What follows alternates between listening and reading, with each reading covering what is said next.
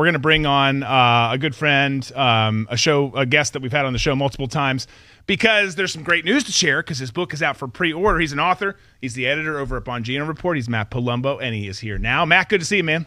Hey, guys. Very good segment before me, by the way. Oh, well, thank you. Thank you very much. We try to have fun and talk about cancer as much as we can around here. Actually, that's not true. We don't. But, man, it's good to have you back. You're not quite there, but you're going to be nearing your book tour because you've, of course, been on before. We've talked about, you had the first book on George Soros, talking about douchebags. I mean, that's a real winner right there. But you had The Man Behind the Curtain, Inside the Secret Network of George Soros, which did very, very well. And now he's, of course, retired, and we've got his son that we've got to deal with, Alex. And the new book, The Heir, Inside the Not-So-Secret Network of Alex Soros, comes out later this year, but is available now for pre-order. Talk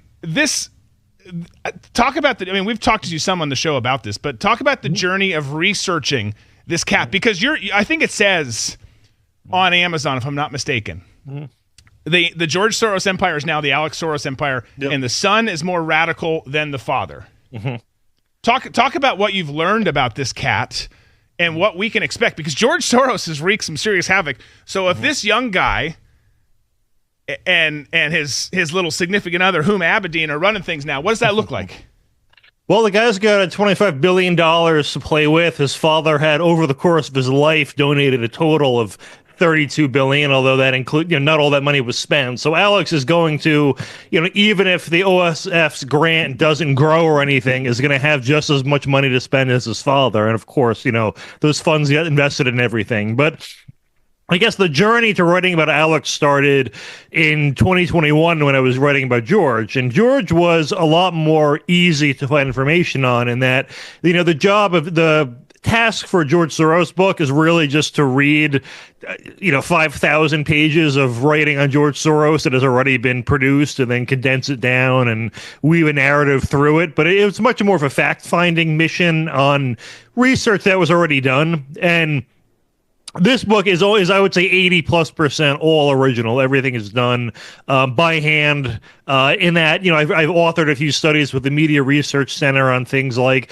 what are the trends and what the OSF has been spending money on since Alex took over, what was going on with his White House visits and all of that sort of thing.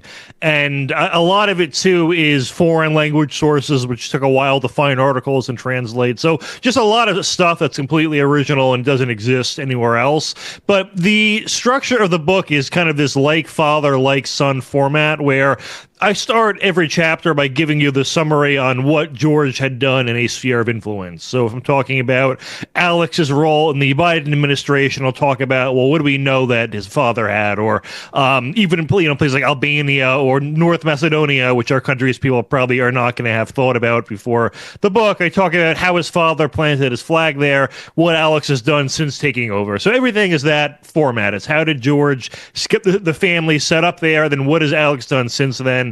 And he has been very prolific. There is, if you go to the guy's social media, it's just a who's who of left-wing establishment people. He's pretty much advertised everyone he's with, who he thinks the future of the Democratic Party will be, which one of them is Jasmine Crockett. So the guy knows how to pick them well. I'm going to go on a tangent here. He's very bad at politics. In fact, during the chapter on the intro, I track I think it's the chapter in Biden. I track all of his election predictions, and it's Biden's going to do great. He's going to kill it. The whole, his senility thing, totally overblown, and the debate happens, and it's, well, he still shouldn't drop out. He's going to win. In fact, he's not going to drop out. Then a week later, he drops out. Like every single prediction up until election. And then on election day, he was tweeting about how it was going to be a blowout, how Kamala Harris might win every swing state.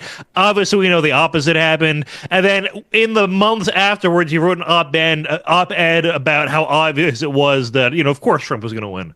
So not a smart guy. But the OSF and him, they lie about things that are pointless to lie about. Like, even in writing the book, I was trying to get in contact with them to interview Alex, but I thought it's irresponsible to write a book about someone without getting comment from them.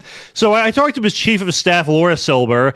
She's told me they refused because he just doesn't do interviews at all. But it had turned out he was doing an interview with New York Magazine as he was telling me he doesn't do interviews. So he just didn't want to talk to me. And then they were just bizarrely adamant, like, yeah, just send us your whole manuscript and we can give you some feedback for you. And I'm like, I don't know about you guys. So I obviously didn't, but it was just like, you're lying about that, or in researching the book, I have a whole chapter on USAID, and of course, once Elon started uncovering this stuff, they put out a press statement saying, no, we've never worked with the USAID. There are internal USAID documents from 20 years ago on USAID's website mentioning programs with George Soros. George Soros has sued USAID before for not doing things he wanted while working with them. 2 of those cases made it to the Supreme Court. So it's just like, you're lying about that when there's a Supreme Court cases about these people you're saying you've never worked with because they didn't do the things you wanted when you work with them. Very weird stuff like that. But I guess it's probably a very incoherent overview of the book, but that's no. Well, I mean, you want people to read it. You gave them a good reason to read it. We don't want to give them everything because we want them to buy it. We want them to buy it early. But no, I mean, that was a great example of who they are and why books like this need to be written. Mm-hmm. Yeah, it was. I mean, it was very fulfilling to write. In that, I don't know, probably was 400 or 500 hours worth of work. It was, I would say, twice as long as writing the prior book. Although the word count is about the same. Although it's like there. Okay, so there was one thing I mentioned earlier where me and Joe Vasquez at Media Research Center were tracking climate spending since Alex took over, because climate throughout his whole life has been his number one issue that Alex has ever spoken about. And like any left-wing group, every group, it's as if they have an anchor issue, but then they use it to sort of sublet out other radical left-wing issues. So, you go to an environmental protest, but for some reason there's like a Free Palestine sign there and some raise minimum wage people. And like there's every cause will congregate around a bigger cause, but it's really just a mismatch of leftist nonsense. And he funds groups like the Sunrise Foundation, which their activism is split between occupying highways for environmental reasons and protesting against Israel. But like just every left-wing group is just very schizophrenic nowadays. But the climate banner is what he champions the most. And if you look at from 2016 to 2023, which the Open Society Foundation, their grant database only goes back to 2016, they've spent $190 million on climate in that time. And Alex took over in 2023, so there is some overlap in the final year between those dates. Presumably it was half Alex, half George, but 190 million spent between those years, 2016 and 2023.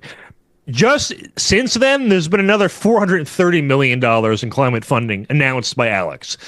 So it's he doubled the 2016 to 2023 amount in under 2 years. So he's clearly making a big pivot towards there.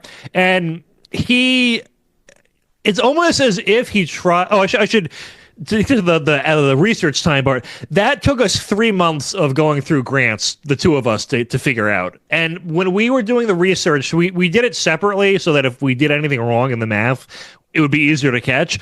And our numbers were off by, I think, 25,000 out of 600 plus million. Wow. And it was very frustrating finding it. But then I'm like, so we spent 5 hours trying to reconcile the math.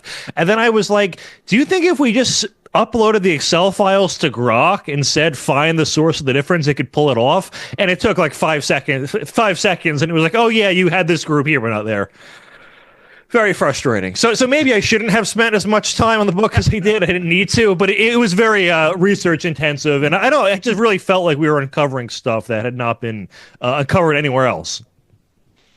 So, Matt, I got a question for you. I'm a big conspiracy guy. So for me, pretty much everything is conspiracy driven, and the Soros family is just ripe for the picking when it comes to conspiracies. Yeah. Would you be surprised if there was some sort of direct link down in South Africa and all the division that's going on there and the land grab by the government, if that's not being funded rather directly or indirectly by the Soros Foundation?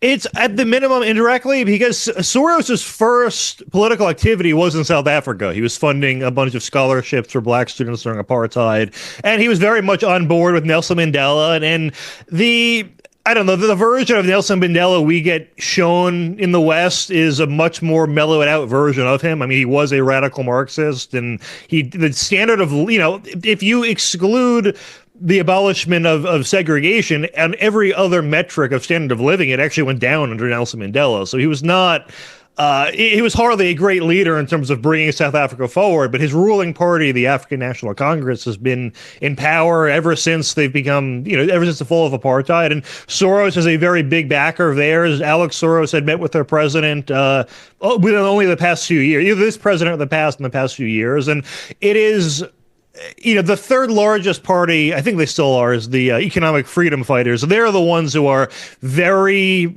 explicitly calling for genocide, or saying something like, we're not calling for murdering white people, at least not yet. I mean, it's very clear what they want. They chant but they'll chant out loud things like this. And there are very strong laws against racism in South Africa, but they only ever get applied against white people. So the ANC's ruling, they tacitly endorse it.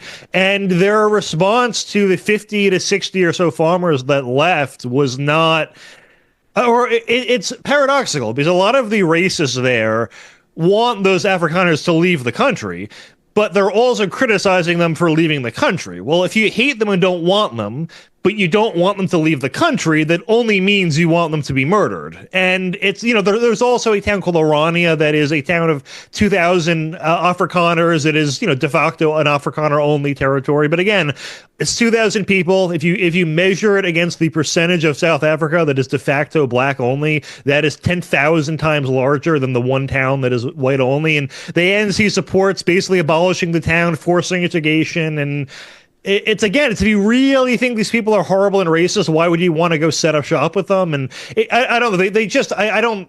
I don't think there really is any opposition in South Africa. I think they are united on that one racial cause. And George Soros has funded organizations in South Africa. One I have in the book, it made headlines for downgrading the United States' freedom ranking under Donald Trump.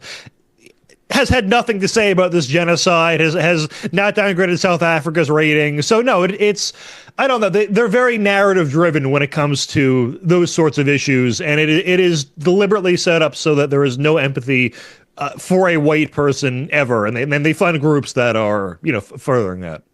Now, when it comes to Alex himself, he comes across to me as just a fucking dork. Yeah, and total nerd.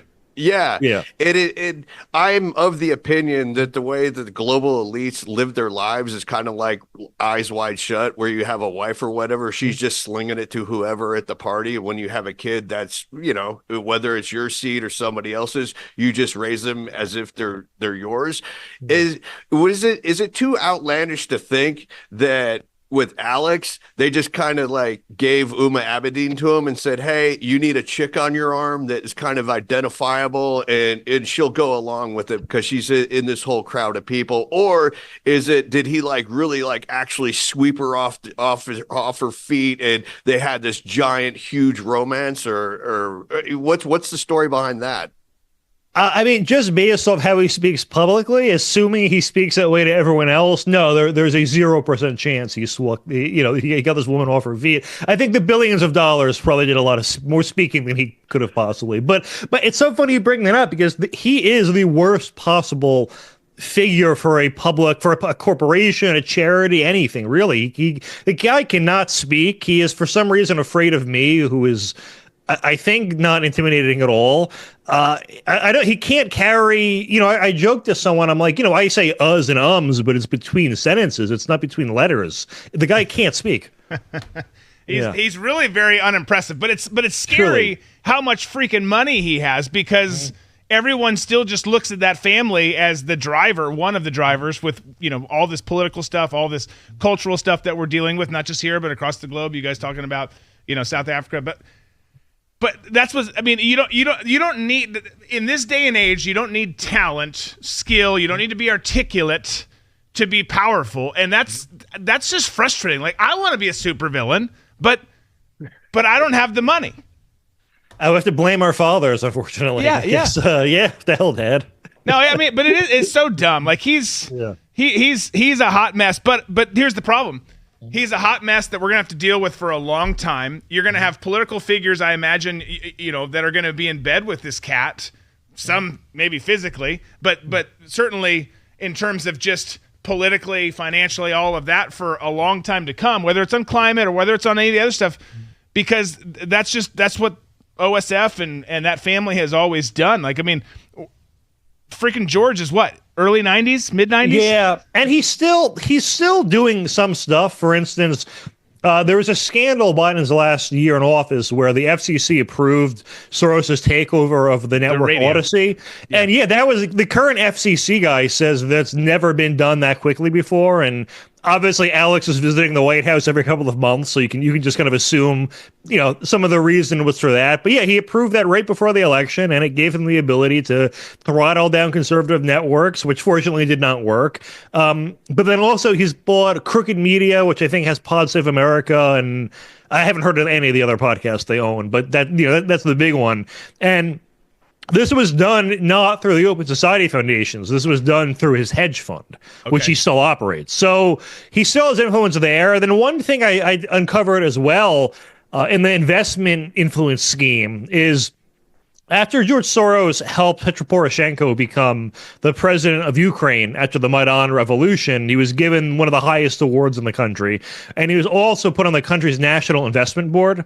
And the president of the country is the head of that board. So the president just swaps out, depending who it is. But the members of the board from previously stay on it. And I haven't found any evidence anywhere that Soros has ever left the board. So it is, I would say, highly likely he still has some sort of investment influence in Ukraine, and his son now is there visiting and everything. It sort of plays into then how the son fits into the role. So Alex has met with Zelensky a number of times and photographed with him.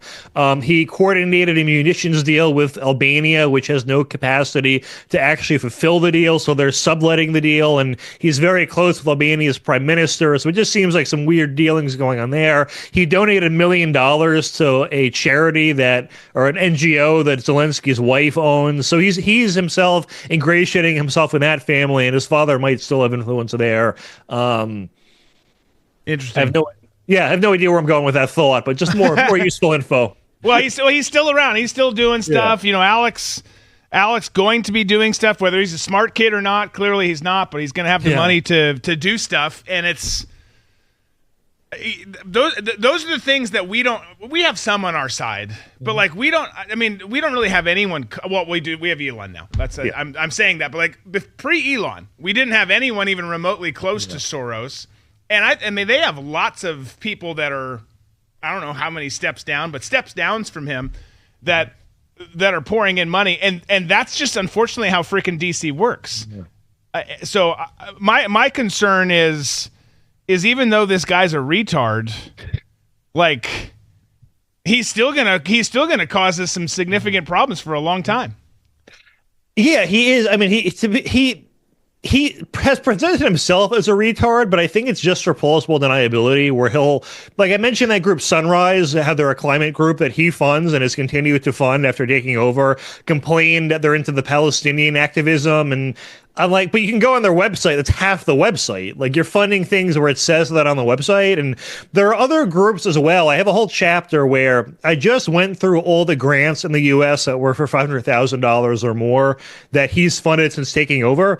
And there are a lot of groups that either he's really bad with money or there could be something criminal going on, because there are, I'd say, a half dozen where it is in the multi-million dollars he's giving to groups that will have no expenses. Their website is a donate button and a paragraph. Their address, a P.O. box, or office space, but in some rundown part of town where you can get a home for $50,000. Just really bizarre stuff like that. Or there was one group he had given $15 million to plus. And I went through their financials. ProPublica has a very good analyzer where it just breaks it out into charts and graphs, and their expenses and revenues would track one for one, meaning like the second money was coming in, it was being allocated for something else as if it was allocated for ahead of time, which if you're an operational charity, your expenses can be,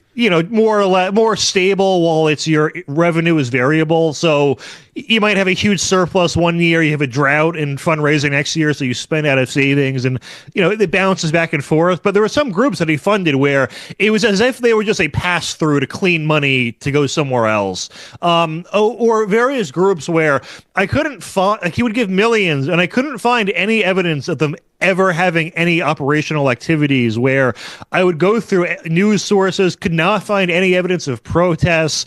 I would go through their tax filings, and their office expense would be $100 a year, or their electricity bill would be $4. Like, just and then their whole board reported working 1 hour a week. It just all these weird little things where I'm not qualified to say this is definitely fraud, but it's weird stuff. And those are the groups that he gave the most amount of money to. The other were just sort of the mismatch of, we support systemic systems of justice and climate, blah blah blah blah blah, gay people, that kind of category. But there's just a lot of very weird stuff I found, and I don't know if there was any. I forwarded it to that guy on Twitter, girl on Twitter, a Data Republican, who does these really great analyses of these NGO groups. I forwarded her my research and was hoping she'd look at it. But it's something that maybe the IRS should take a look into. Take a peek at. Yeah, I mean, just a peek. In theory, we control things right now. You'd think we'd get some stuff done.